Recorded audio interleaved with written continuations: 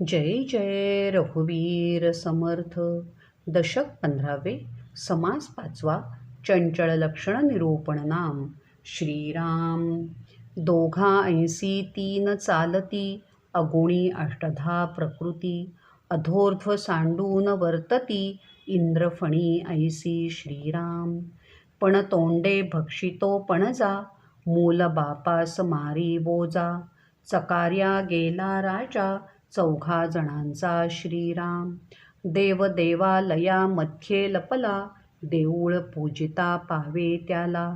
सृष्टीमध्ये ज्याला त्याला, ऐसेची आहे श्रीराम. दोन्ही नामे एकास पडिली, लोकी नेमस्त कल्पिली. विवेके प्रत्यये पाहिली, तो एकची नाळ श्रीराम. नाही पुरुष ना वनिता, लोकी कल्पिले तत्वता. त्याचा बरा शोध घेता, काहीच नाही श्रीराम. स्त्री नदी पुरुष खळाळ, ऐसे बोलती सकळ. विचार पाहाता निवळ, देह नाही श्रीराम. प्रकृती आणि पुरुष या दोघांच्या रंगलेल्या खेळामध्ये या उभयतांच्या सल्ल्याने 3 गुण म्हणजे सत्व, रज आणि तम वागतात. तुम्हाला माहीतच आहे की पंचमहाभूते आणि 3 गुण मिळून अष्टधा प्रकृती निर्माण झाली. वर निश्चळ परब्रह्म आणि खाली जड चंचल दृश्य विश्व. परब्रह्म निराकार म्हणजेच अव्यक्त स्वरूपात नांदते आहे, तर दृश्य विश्व चंचल पदार्थांनी गच्च भरलेले. इंद्रफणी या शब्दातला इंद्र म्हणजे मांजर आणि फणी म्हणजे सर्प. त्या दोघांचे वैर सर्वश्रुत. त्याप्रमाणे व्यक्त जड चंचल विश्व आणि अव्यक्त परब्रह्म एकमेकांच्या अगदी विरुद्ध. तुम्हाला हे एकदा मी सांगितले होते की मूळ निश्चळ म्हणजे परब्रह्म, तर मूळ पुरुष हा अंतरात्मा. त्याचा मुलगा सत्वगुणी श्री विष्णू. त्या श्री विष्णूचा मुलगा रजोगुणी ब्रह्मदेव म्हणजेच अंतरात्म्याचा नातू. त्या ब्रह्मदेवाचा मुलगा तमोगुणी महेश, जो संहाराची देवता आहे. तो मूळ अंतरात्म्याचा पंटू म्हणजेच महेशाचा पणजोबा कोण, तर अंतरात्मा. महेश हा पंटू आपला पणजोबा अंतरात्मा ह्याचा घास घेत राहतो. महत्त्वाचे काय, तर तमोगुण ह्याचा अर्थ पूर्ण अज्ञान. अंतरात्मा म्हणजे ज्ञान. त्या ज्ञानाचा विसर त्या अज्ञानाला पडतो. ह्याचाच एक अर्थ अज्ञान हे ज्ञानाला झाकते, म्हणजेच पंटू पणजोबाचा घास घेतो. रजोगुणी ब्रह्मदेव सत्वगुणी श्रीविष्णूला मारतो. याचा अर्थ असा की रजोगुणांची वाढ झाली की सत्वगुण लोपायला लागतो, म्हणजेच मुलगा बापाला चातुर्याने नाहीसा करतो. सर्वत्र काय दिसते, तर माणूस रजोगुणी इंद्रिय वासनेच्या नादी लागला की मूळ भगवंताला विसरतो. थोडक्यात काय, तर अज्ञानाच्या पायी ज्ञानाचा ऱ्हास झाला, म्हणजे स्वस्वरूप मूळ अंतरात्मा लोप पावला. इंद्रिय सुखाच्या नादी लागल्यामुळे मूळ स्वरूपाचा रस्ता बंद होतो, म्हणजेच या चौघांच्या वाटमारीत मूळ राजा परब्रह्म हरवून जाते. या चौघांचा राजाच नाहीसा होतो, म्हणजेच देहधारी माणसाला भगवंताची प्राप्ती केवळ अज्ञानाला बळी पडल्यामुळे होत नाही. एक लक्षात घ्या की देवळात देव आहे, परंतु तो देव त्या देवळातच लपलेला आहे. मग त्या देवळाची पूजा केली की ती देवाला पोहोचते. लक्षात घ्या की देह म्हणजे देऊळ आणि देव म्हणजे अंतरात्मा. तो या शरीरातच लपलेला आहे. शोधूनसुद्धा तो सापडत नाही. मग त्याची पूजा कशी काय करणार? म्हणून देहाचीच पूजा करायची. ती मग अंतरात्म्याला पोहोचते. जगात प्रत्येकाच्या बाबतीत हेच सूत्र आहे, हे तुम्ही श्रोते हो लक्षात घ्या. मूळ वस्तू म्हणजे परब्रह्म एकच आहे, परंतु प्रकृती आणि पुरुष ही 2 नावे लोकांनीच कल्पनेने निर्माण केलेली आहेत. विवेकाने खोलवर शोध घेतला की लक्षात येते की मूळ परमात्मा वास्तविक एकच आहे. प्रकृती आणि पुरुषांचा रंगलेला खेळ असे जेव्हा आपण म्हणतो, तेव्हा स्त्री आणि पुरुष असा त्याचा अर्थ आपण काढतो, परंतु तसे वास्तविक काहीच नाही. हा भेदच नाही, ती एकच नाळ आहे. नदी म्हणजे स्त्री आणि ओढा म्हणजे पुरुष असे आपण नेहमी म्हणतो, परंतु शांतचित्ताने विचार केल्यावर लक्षात येते की स्त्री आणि पुरुष असे दोन भिन्न मुळातच येथे नांदतच नाहीत. ती नदी आणि तो ओढा, पाणी मात्र एकच.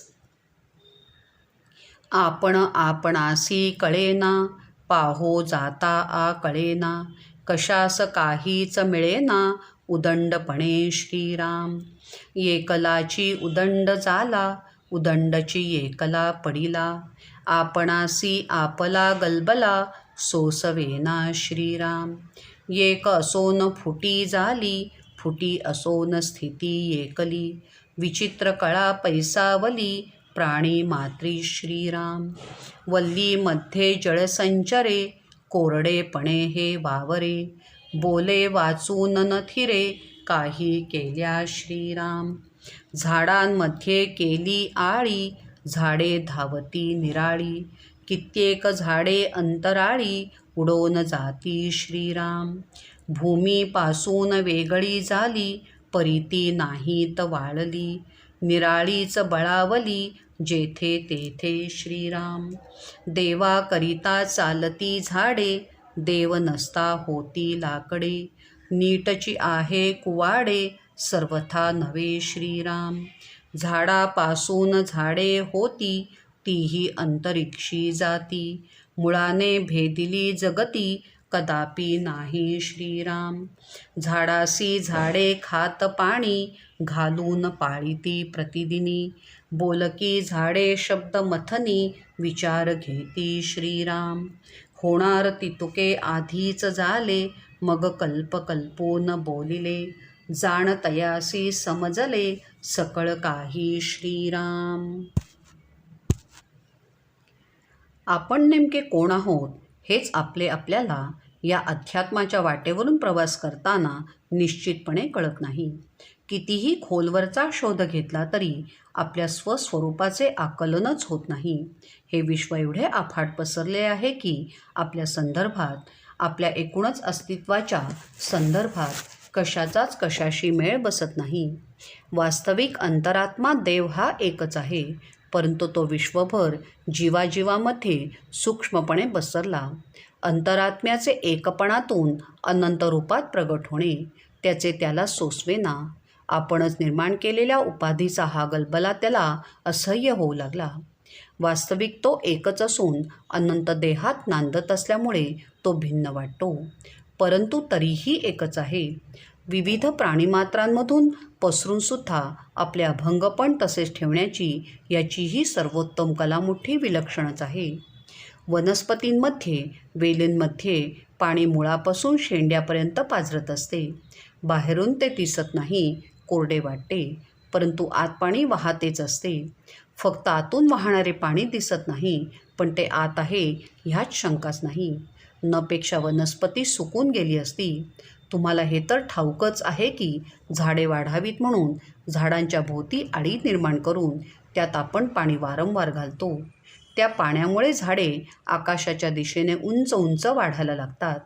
त्यांचा कधीकधी शेंडा दिसत नाही एवढी ती आकाशाकडे जणू झेपावतात की आकाशात ती पाखरांसारखी उडून गेली आहेत असे वाटते.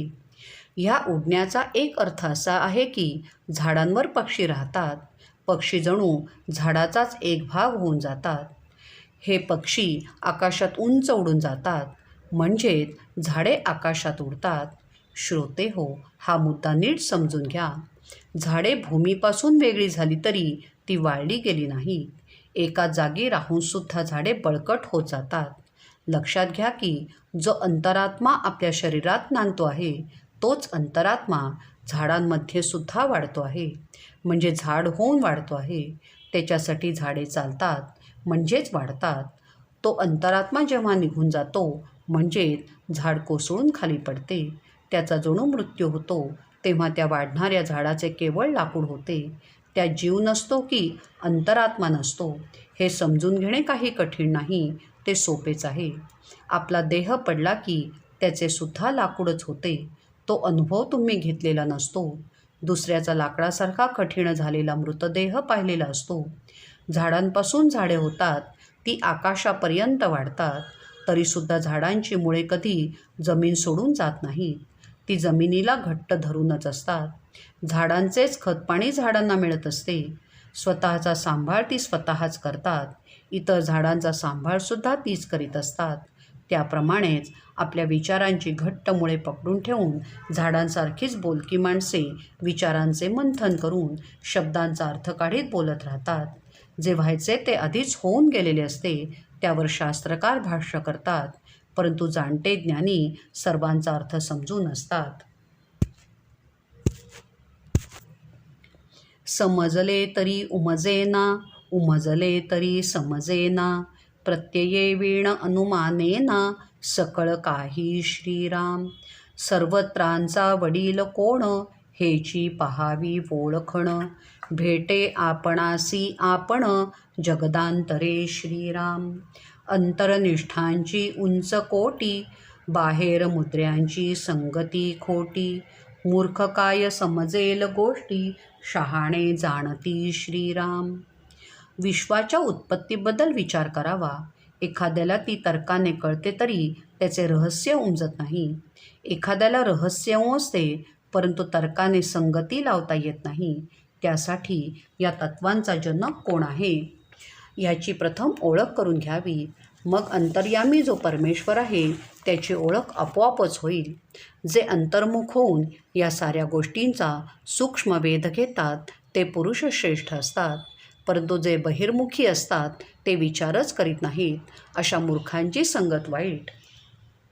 अंतरे राखता राजी, भलत्यास भलताच नवाजी, अंतरे न राखता भाजी, मिळणार नाही श्रीराम.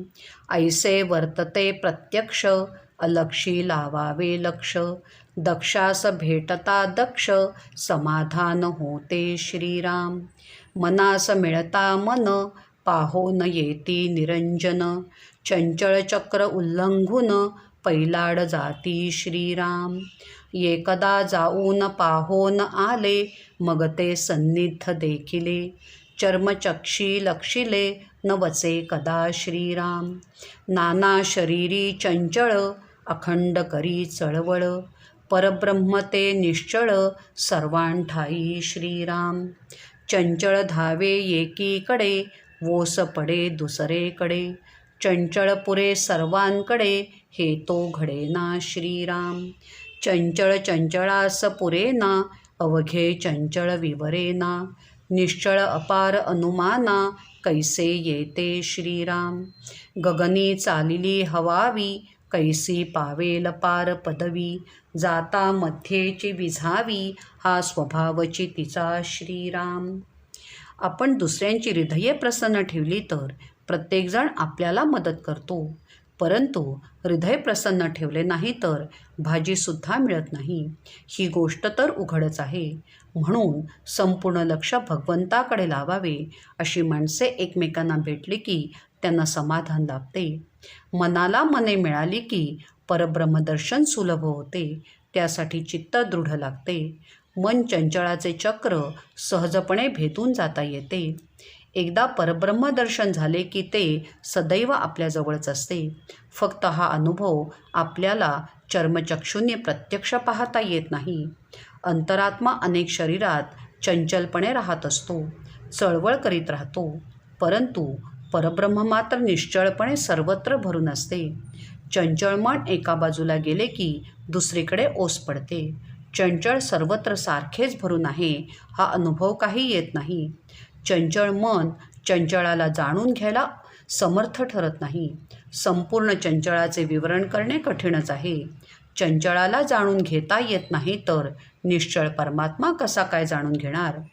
गगनामध्ये उडालेला अग्निबाण खूप वर जातो, परंतु तो आकाश ओलांडून जात नाही, तो मध्येच विसतो. हा तर अग्निबाणाचा स्वभावच आहे.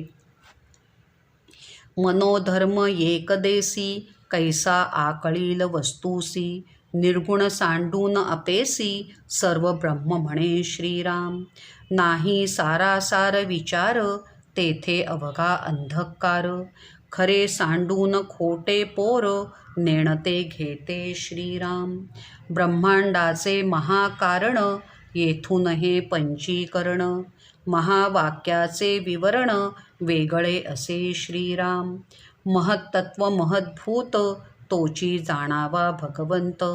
उपासना हे समाप्त तेथून झाली श्रीराम. कर्म उपासना आणि ज्ञान त्रिकांड वेद हे प्रमाण. ज्ञानाचे होते विज्ञान परब्रह्मी श्रीराम. माणसाचे मन एकदेशी आहे तर परब्रह्म सर्वव्यापी आहे. मन त्यामुळे परब्रह्माला जाणू शकत नाही. त्यामुळे दृश्य मर्त्य विश्वाला हे ब्रह्म मानू लागते. सारासार विचार करायचा नाही. त्यामुळे सर्वत्र अज्ञानाचा अंधार दाटून येतो. त्यामुळे ते मन खरे टाकून खोट्याला बोलते. ब्रह्मांडाच्या महाकारण देहापासून हा पंचमहाभूतांचा पसारा निर्माण झाला. त्याहून महावाक्यांचा वेध वेगळा आहे. महावाक्ये अद्भुत आहेत. तोच भगवंत म्हणून ओळखावा. उपासनेची समाप्ती इथे पूर्ण झाली. कर्म, उपासना आणि ज्ञान असे वेदांचे 3 भाग आहेत. वेदांची वेस ज्ञानापर्यंत, परंतु परब्रह्मदर्शन झाले की त्या ज्ञानाचे विज्ञान होते एवढे लक्षात घ्या म्हणजे झाले. इति श्रीदासबोधे गुरुशिष्य संवादे चंचळ लक्षण निरूपण नाम समास 5वा. श्री सीताकांत स्मरण जय जय राम. श्रीराम.